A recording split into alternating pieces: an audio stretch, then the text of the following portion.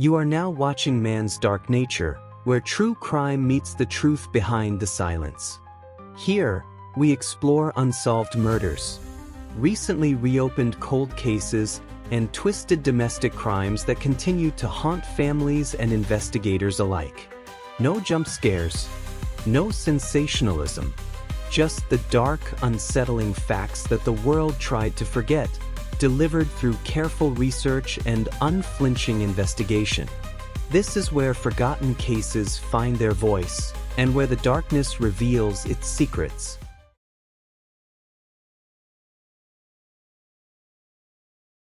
Anderson County, South Carolina. A small town where everyone knows everyone, and secrets don't stay hidden for long. Robert Paul Stevens dies under suspicious circumstances. The investigation stalls. The case goes cold. For 7 years, his killers walk free, believing they've gotten away with murder. Then, in November 2006, investigators reviewing cold cases uncover something that changes everything. Witnesses who had remained silent for nearly a decade finally speak. 2 names emerge from the shadows: Garvin Vaughn Duvall and Frances Moore. But what took these witnesses 7 years to come forward? What were they afraid of? And what finally convinced them to break their silence and bring 2 killers to justice?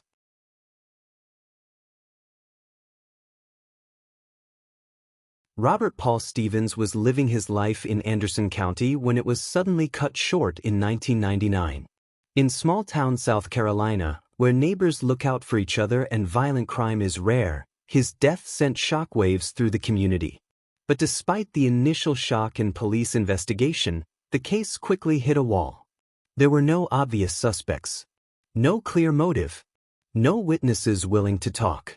The investigation, like so many others in small towns across America, gradually lost momentum.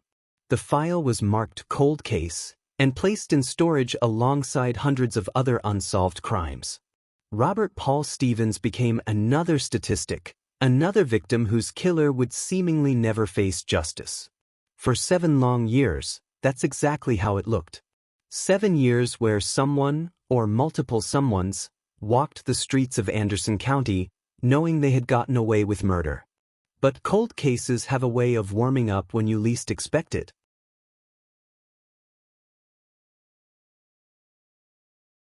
November 2006.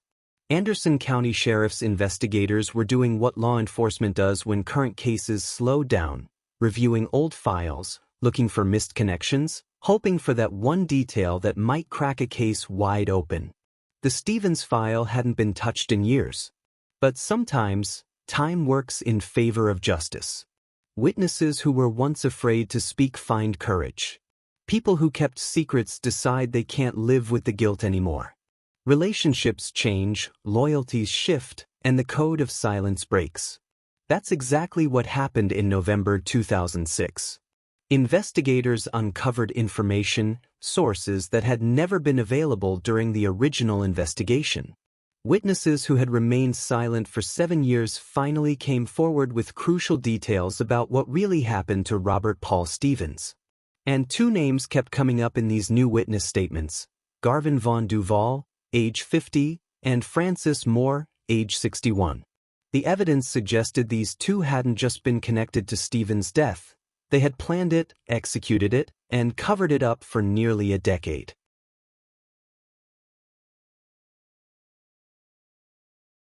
What investigators discovered wasn't a crime of passion or a robbery gone wrong. This was something far more sinister, a calculated conspiracy between 2 people who thought they could commit the perfect crime. Garvin Vaughn Duvall and Frances Moore had allegedly worked together to murder Robert Paul Stevens, and they had done everything possible to make sure they would never be caught. They had succeeded for 7 years. But conspiracies have a fatal weakness. They require multiple people to keep the same secret forever. And in small towns, secrets have a way of eating at people's consciences. The charges that emerged from the renewed investigation painted a picture of cold-blooded premeditation. Murder, the deliberate killing of Robert Paul Stevens. Conspiracy, evidence that Duvall and Moore had planned the crime together. possession of a weapon during the commission of a violent crime, indicating that firearms were used in the murder. This wasn't a case of wrong place, wrong time. This was a case of two people deciding that Robert Paul Stevens needed to die, and then making it happen.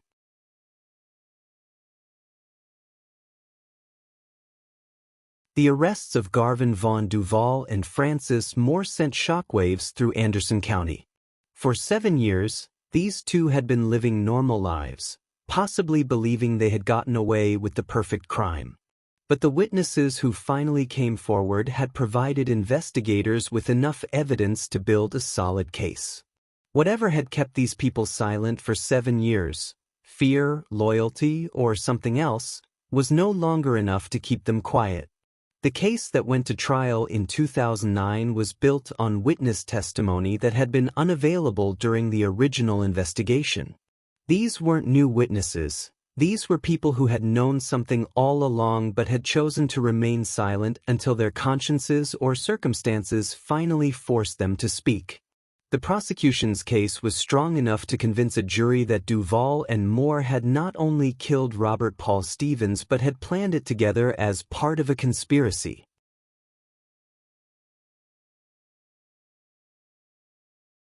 May 15, 2009. Anderson County Courthouse. After nearly a decade of waiting, Robert Paul Stevens was finally going to get justice. The jury had heard the evidence that investigators had painstakingly assembled from witnesses who had remained silent for 7 years. The verdict was swift and decisive, guilty on all counts. Garvin Vaughn Duvall, guilty of murder, conspiracy, and possession of a weapon during the commission of a violent crime. Francis Moore, guilty of murder, conspiracy, and possession of a weapon during the commission of a violent crime. The Honorable Cordell Maddox sentenced each defendant to 40 years in prison, 30 years for murder, plus 5 years for conspiracy, plus 5 years for the weapons charge. After 7 years of freedom, Duvall and Moore would spend the rest of their lives behind bars, paying for a crime they thought they had gotten away with.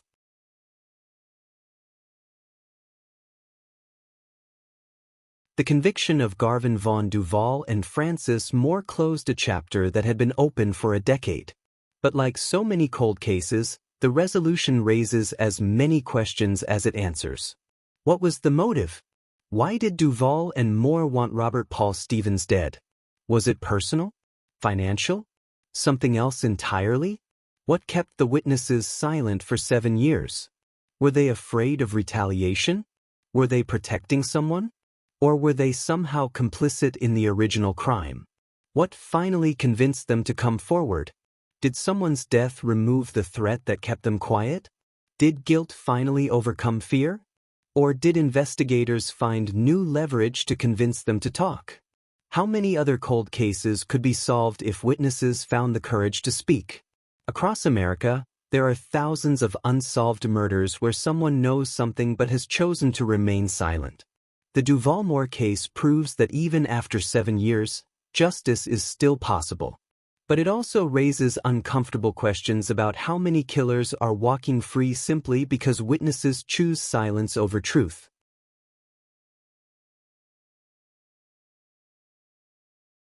The story of Garvin Vaughn Duvall and Francis Moore is a reminder that some people are capable of living with murder on their consciences for years. They can wake up every morning, look at themselves in the mirror, and go about their daily lives as if they haven't taken another human being's life.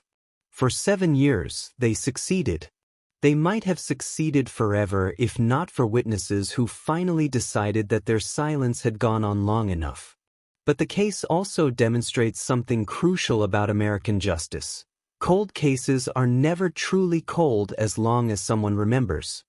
As long as investigators are willing to revisit old files. As long as witnesses eventually find the courage to speak. Robert Paul Stevens waited 7 years for justice, but he got it.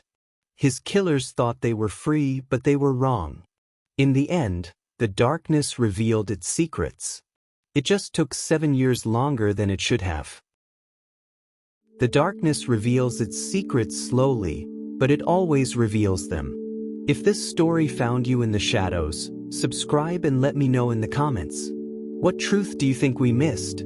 Until the next case goes cold, stay vigilant.